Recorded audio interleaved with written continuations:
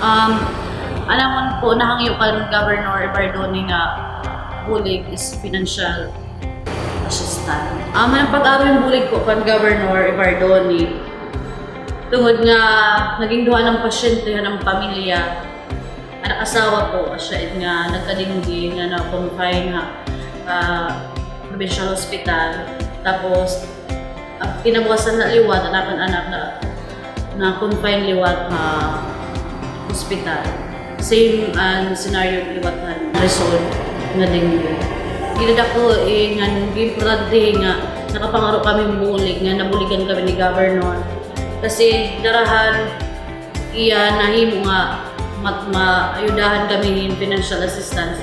Naging mas makusog pa kami nga lumaban liwat anak ng asawa nga nasaya nga instrumento hit mga tao nga nanginahanglan nga sunod nga manginahanglan pa kay ang iya mga programa lalo na't malasakit center nga zero billing talaga kami dito sa provincial hospital.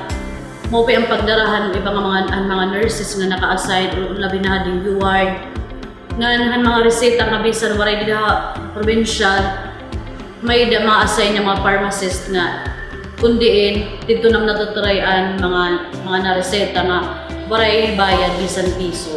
Papasalamat liwat kami nga madagmit ang pagrespondihan, paghataghan financial haagon ng mga raruhaiyahin po. Kung usa nga tao nga nabuligan ni Governor Bardoni, waray sukulit amon pagpapasalamat hain. Bagan pinakaparti kanahan katambalan akon anakon pamilya usa ka nang naging instrumentuhan Ginoo nga kahit papaano nanginahanglan kami huli.